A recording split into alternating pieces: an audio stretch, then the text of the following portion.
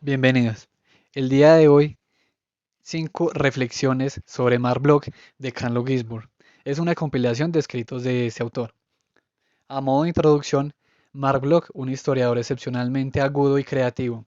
Edilberto Cifuentes Medina hace esta introducción donde nos dice de qué se va a tratar el libro.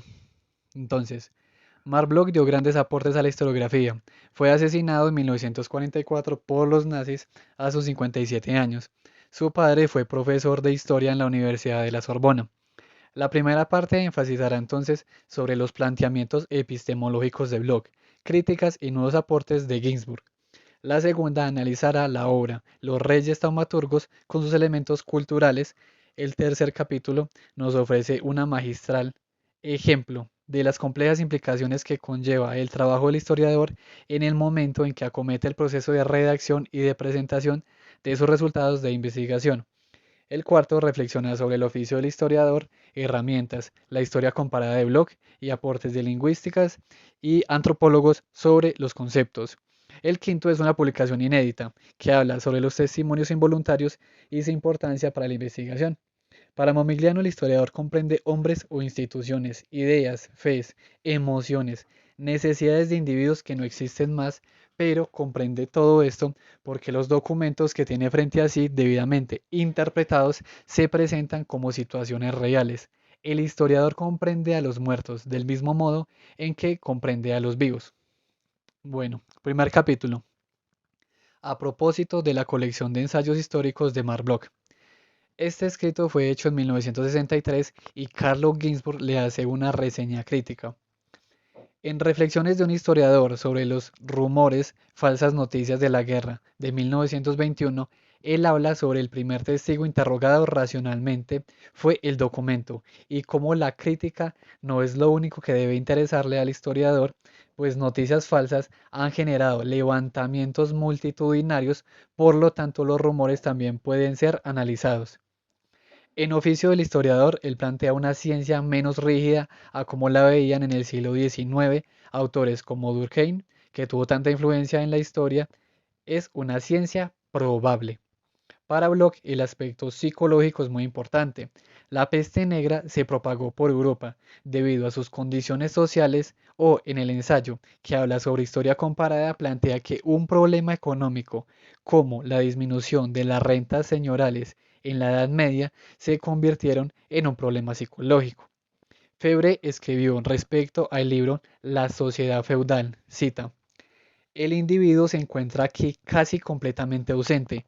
La psicología no está ciertamente ausente de este bello libro, pero siempre es solo la psicología colectiva la que aquí nos es dada. Diría con gusto, si me atreviera, que este libro marca, dentro de la obra de Bloch, una especie de regreso hacia el esquematismo, o digámoslo con su propio nombre, hacia el defecto del sociologismo, que es una forma seductora de lo abstracto. Fin de la cita. En el siglo XII hubo inventos que eran muy productivos, de hecho demasiado, pero la sociedad los rechazó por ir contra su moral. Todo tipo de personas estuvo en contra de ellos, tejedores, la iglesia, artesanos y en fin toda persona que se sintió amenazada por una mecanización de los textiles. Tendría que disolverse el feudalismo para que este tipo de elementos fueran aceptados. Bloch de cierta manera reprochó la historia política, se fue a la otra punta. Los reyes taumaturgos, sin embargo, contribuyen a entender la historia política de otra manera, claro, pero detrás de esas creencias sobre las curaciones había un interés y era mostrar el poder de los capetos en Francia y el de Enrique I en Inglaterra. Capítulo 2. Prólogo a la edición italiana de Los Reyes Taumaturgos de Marc Bloch. Es su primer trabajo largo. Se sale de la historiografía normal, diferente a su tesis de doctorado. Bloch llegó a tocar el tema de los rumores y en el libro toma una falsa noticia que es el poder milagroso de los reyes. Más allá de eso podemos ver una representación colectiva, la ilusión de los pobres. La Primera Guerra Mundial y su sinsentido influenció a Bloch para escribir este libro. Los reyes taumaturgos son un punto de referencia para el estudio de las mentalidades y fue muy interdisciplinario. que es algo de lo que se habla mucho, pero poco se aplica. Tercer capítulo. Lo que es posible derivar de un espacio en blanco. Una reflexión de método entre Flaubert y Marc Bloch. Bueno, ese capítulo básicamente analiza la educación sentimental de Gustave Flaubert, su narración y los espacios en blanco que tienen sus escritos, sobre la influencia que el cine pudo tener, por ejemplo, en la forma de narrar de Bloch y sus diferentes aportes. El capítulo 4 se llama Nuestras palabras y las suyas, una reflexión sobre el oficio de historiador hoy. Las palabras que usa la humanidad son las que usa el historiador. La química la nombra el ser humano, pero el historiador no se puede dar ese lujo y el significado de las palabras cambia con el tiempo. Con la palabra historia sucede lo mismo. Ha sido usada por siglos, pero su significado actual no es el mismo que anteriormente había. El lenguaje puede variar, incluso dentro del mismo contexto, y con ello lo que hace el historiador es una aproximación. Hay que tener en cuenta qué significa una palabra en un espacio-tiempo y no usar significados propios. Carlo Ginzburg, estudiando juicios inquisitoriales, encontró el término venandanti. Ni los inquisidores sabían qué era. En los juicios, estos trataron de entender a qué se referían con esa palabra. Esto ocurrió por años. Cita. Los historiadores parten de preguntas formuladas en términos que son inevitablemente anacrónicos. El proceso de investigación modifica esas preguntas iniciales sobre la base de nuevas pruebas y evidencias, a la vez que recupera ciertas respuestas que están formuladas y articuladas en el lenguaje de los actores y relacionadas con las categorías que son propias de su sociedad, las que son absolutamente diferentes de las nuestras. Fin de la cita. Estudiar el pasado es como estudiar otro país, otra cultura. Hay una diferencia cultural y lingüística, con lo cual un historiador debe tener en cuidado al pretender que conoce a las personas que estudia. Eric Hauerwas, en 1952, habló sobre cómo el mundo, gracias a la Guerra Fría, se estaba homogeneizando. La literatura que fue emergiendo no tuvo como centro Europa y con ello la generalización tomó importancia porque la literatura europea dejó de ser el marco de referencia. Franco Moretti planteó entonces que era imposible conocer toda la literatura. Con ello, debía haber personas que estudien la del país y otros el resultado de ello para así usar el método comparativo de Bloch, siendo entonces un análisis general.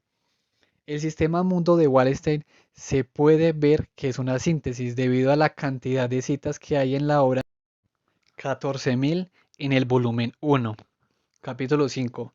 Revelaciones involuntarias. Leer la historia a contrapelo. La apología de la historia de Bloch que leemos hoy no es la original. Con el pasar de los años se han encontrado cosas escritas por Bloch que se fueron incluyendo. Cuando Bloch habla de testimonios involuntarios, no solo habla de testimonios directamente involuntarios, sino de información que puede contener un documento sin querer transmitirla. Cita. Investigaciones recientes demuestran que en Alejandría, en el siglo II a.C., la exégesis de la Biblia, y más precisamente de la Torá, de los 5 libros de Moisés, tomó reiteradamente como modelo la exégesis de Homero, inspirada en Aristóteles. Fin de la cita.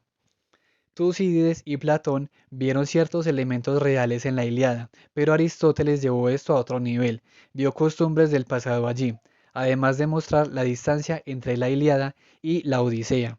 La Biblia muestra costumbres antiguas como la poligamia de los patriarcas, esto luego se vuelve intolerable.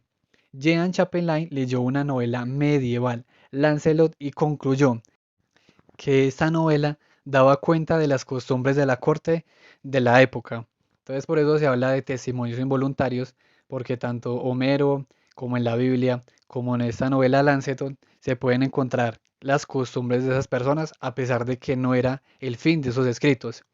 Claude Fleury también estudió la problemática y leyendo a Homero encontró que griegos y troyanos tenían un modo de vida parecido a los israelitas de la Biblia. Además, Homero sirve para interpretar de una mejor manera la Biblia. Según Rittmeyer, los historiadores que escriben sobre su propio tiempo dejan de lado el funcionamiento de muchas cosas porque dan por sentado que se saben por el público al que están dirigidas precisamente. Con la Biblia pasó lo mismo. Somos occidentales y no conocemos las costumbres orientales. Para entender la Biblia, según este autor, hay que conocer mejor a los judíos. Ese fue un pequeño resumen de este libro. Hasta la próxima.